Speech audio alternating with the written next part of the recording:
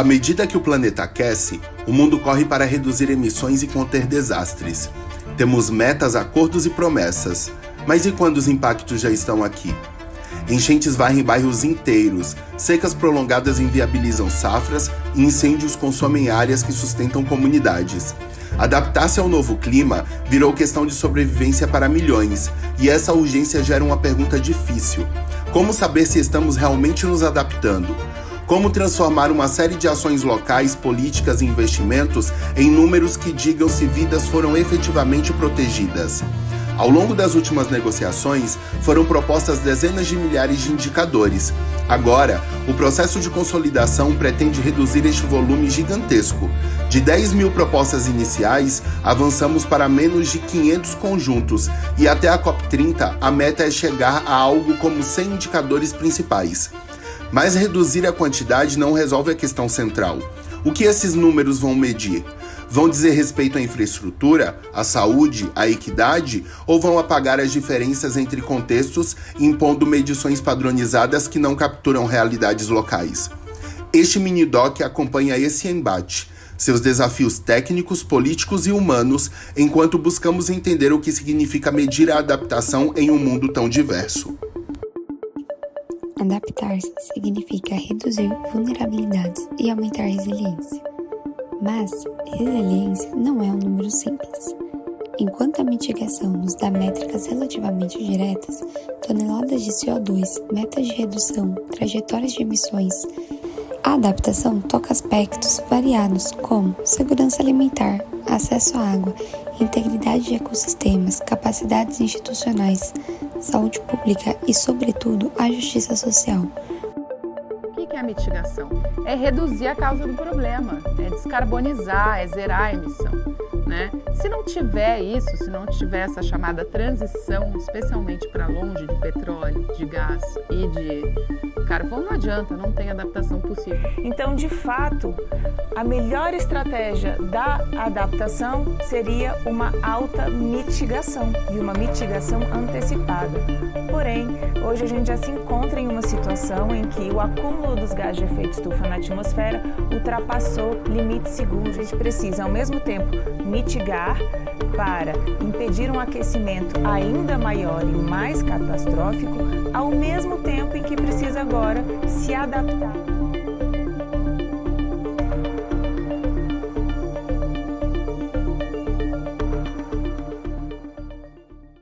Por conta disso, criamos os indicadores, ferramentas que traduzem mudanças qualitativas em medidas que possam ser monitoradas, comparadas e crucialmente financiadas. Indicadores bem desenhados nos ajudam a direcionar seus recursos, balizam políticas e tornam visíveis desigualdades que, de alguma forma, permaneceriam escondidas. Mas existe um dilema metodológico. Indicadores universais padronizados facilitam comparações e prestações de contas, porém, correm o risco de ignorar especificidades locais. Indicadores flexíveis, sensíveis ao contexto, preservam a relevância local, mas tornam comparações internacionais mais complexas e a agregação de dados mais difíceis. O desafio é conjugar essas duas necessidades, medir de forma que seja técnica e robusta sem sacrificar a justiça e a relevância contextual. Em outras palavras, escolher o que importa, medir é também escolher o que passaremos a valorizar e financiar. Daí a importância política e técnica dos indicadores de adaptação.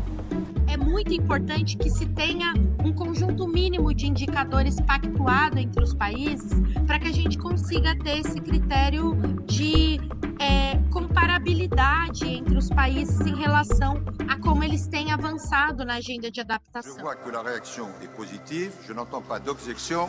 L'accord de Paris pour le climat est accepté. O Global Goal on Adaptation nasceu com o objetivo coletivo no Acordo de Paris com o propósito de criar um quadro global que registre o progresso da adaptação. A intenção é estabelecer uma visão comum, medir o quanto sociedades estão se tornando mais resilientes frente às mudanças do clima. Mas transformar um objetivo amplo em métricas operacionais envolve decisões delicadas. Quais domínios incluir?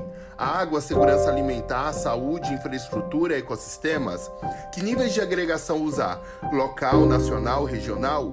E como articular indicadores técnicos com critérios de justiça social?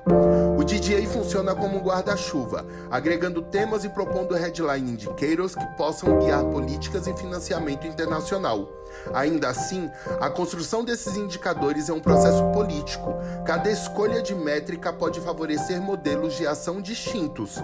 Entender essas escolhas é fundamental para avaliar se o DDA servirá como ferramenta de justiça climática ou apenas mais um padrão técnico. Em 2025, nas discussões técnicas realizadas em Bonn, delegações e grupos de trabalho reduziram a lista inicial de propostas para cerca de 492 itens. Esse processo de peneiragem busca tornar o sistema factível, mas também escancara tensões políticas. Até a COP30, a meta é chegar a cerca de 100 Headline Indicators, um número que permita monitoramento global e relatórios agregáveis. O debate revela um confronto de prioridades. Países desenvolvidos frequentemente defendem indicadores técnicos padronizados e fáceis de medir, e que são ideais para integração em sistemas de reporte e para vincular a métrica existente de desenvolvimento. Já países em desenvolvimento argumentam que indicadores universais tendem a invisibilizar assimétricas históricas e necessidades específicas. Eles defendem medidas que incorporem sensibilidades locais, equidade e que capturem capacidades institucionais e sociais, não apenas infraestrutura e tecnologia. Essa tensão não é apenas semântica, ela tem implicações diretas para financiamento. Indicadores que priorizam medições técnicas e fáceis de comprovar podem orientar recursos para projetos de baixa complexidade e alto retorno mensurável. Já indicadores que valorizam capacidade e justiça podem favorecer programas de longo prazo, menos facilmente quantitatíveis, mas essenciais para transformações sociais. Esse corte decisivo moldará muito do que será possível monitorar e financiar globalmente. Aqui no contexto do Brasil, ele está sendo colocado de maneira reembolsável a partir do meio provisional de empréstimos, o que gera um nível de desinteresse muito grande por parte dos territórios mais vulnerabilizados que não querem se endividar para conseguir produzir soluções. E por essa razão a gente tem discutido que dentro do Baku Adaptation Roadmap, a gente precisa também falar de mecanismos diferenciados para esse financiamento da adaptação. Mecanismos que garantam financiamento direto para as comunidades e mecanismos que garantam fundo perdido de financiamento para adaptação, para que a gente consiga ter mais projetos vindos dos territórios que consigam alcançar recursos sem causar grandes endividamentos aí para os países. Quando falamos em adaptação, nem todas as respostas têm o mesmo alcance. Em um extremo, temos ações incrementais, ajustes técnicos ou operacionais que melhoram a capacidade de lidar com riscos específicos. Drenagem urbana, irrigação mais eficiente, sistemas de alerta, telhados verdes. Essas medidas são vitais e muitas vezes imediatas. No outro extremo, está a adaptação transformacional, mudanças que reconfiguram sistemas sociais, econômicos e ambientais. São transformações de larga escala, novas formas de ocupação do solo, mudanças dos modelos agrícolas, reformas institucionais, redes de governança inclusivas. Métricas transformacionais precisam capturar transições profundas, quando uma comunidade muda modelos produtivos, quando políticas redistributivas alteram a exposição e vulnerabilidade, quando culturas e saberes locais são integrados nas decisões. Essa distinção importa para o DDA. Métricas incrementais medem ajustes técnicos. Métricas transformacionais medem transições sociais e políticas. Países e blocos divergem por razões óbvias: prioridades, capacidades institucionais e recursos. Integrar essas duas visões significa construir um sistema que possa medir hoje o que é possível e sinalizar o que precisa ser incrementado para o futuro mais justo e resiliente.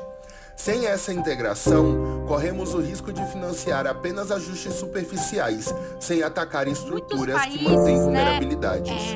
Menos desenvolvidos aí, né, nessa classificação, tem muitas preocupações com essa priorização da adaptação transformacional, porque o nível de ambição que se exige para conseguir uma adaptação transformacional poderia trazer barreiras no alcance de financiamento prioritário para adaptação para esses países. E aí muitos países sinalizaram nas discussões de negociação o interesse de considerar abordagens múltiplas de adaptação.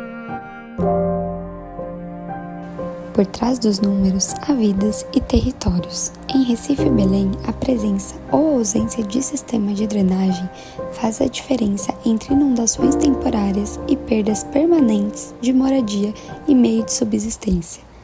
Lá, um indicador pode significar percentual de população protegida por infraestrutura de drenagem, um número que, se bem medido, traduz proteção real. No semiárido nordestino, a adoção de sementes adaptadas, cisternas e técnicas agrícolas locais é um indicativo de capacidade de adaptação. O acesso dessas tecnologias pelos agricultores familiares é um indicador não só técnico, mas também político. Quem recebe assistência e quem fica de fora? Na Amazônia, a participação de comunidades indígenas em plenos locais de adaptação não é um detalhe. É um eixo de justiça territorial. Medir quantas comunidades participam, qual é o nível de controle que detém sobre decisões e recursos e como seus saberes são incorporados são elementos centrais para avaliar resiliência de longo prazo. Cada indicador que criamos deve, portanto, ser lido como um mapa de decisões. Que prioridades ele releva, quem ele protege e quem ele pode invisibilizar. O trabalho técnico de definir métricas é, ao mesmo tempo, um exercício político e ético.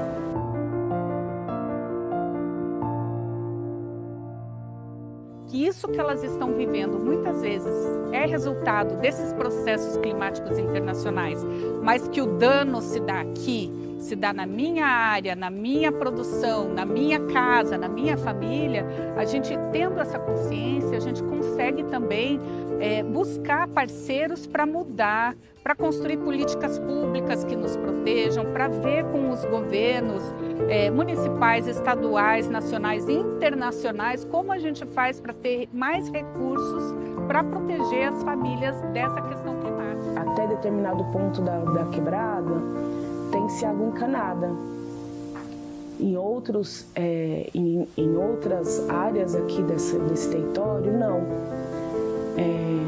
A questão da iluminação, da questão da energia, a mesma política, né, de adaptação climática, ela precisa ser antirracista, porque algo ao contrário disso só reproduz desigualdades e continua a fazer com que populações que são historicamente vulnerabilizadas continuem numa situação de vulnerabilidade. So it's not just to bring an indicator that expresses gender, for example, but how we can create an indicator that can cross all the thematic issues, but also exclude gender inequities.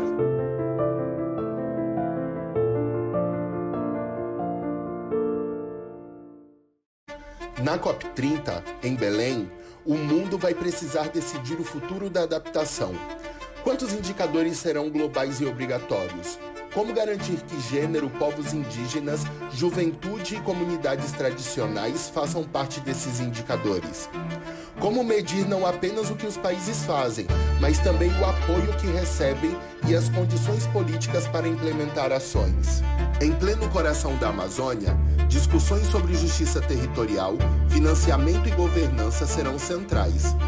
O Brasil, como anfitrião, terá papel simbólico e prático, possibilitar debates que honestamente reconheçam desigualdades históricas e que proponham mecanismos de suporte. Não só projetos de infraestrutura, mas também capacitação institucional e recursos de longo prazo. A COP30 é um teste prático para o DDA. Ali serão debatidas as prioridades de medição, as regras de reporte e os caminhos de financiamento. O que for decidido em Belém repercutirá nos próximos anos em planos nacionais, nas prioridades de doadores e na vida das comunidades que enfrentam riscos reais hoje. A ONU ainda não sabe, os países, os representantes ainda não sabem. E a gente está aqui nesse papel de levar essa voz também da juventude, que como eu estava falando aqui, cada vez mais vai sofrer esses efeitos constantemente, porque eles vão ser mais constantes nas nossas vidas, também são os principais impactados, né?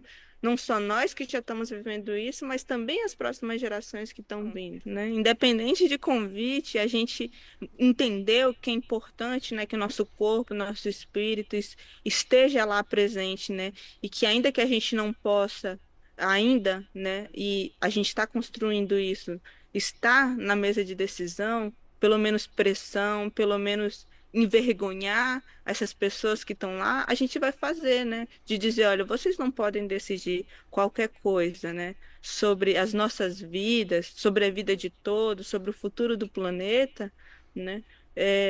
Sem levar em consideração as nossas vozes.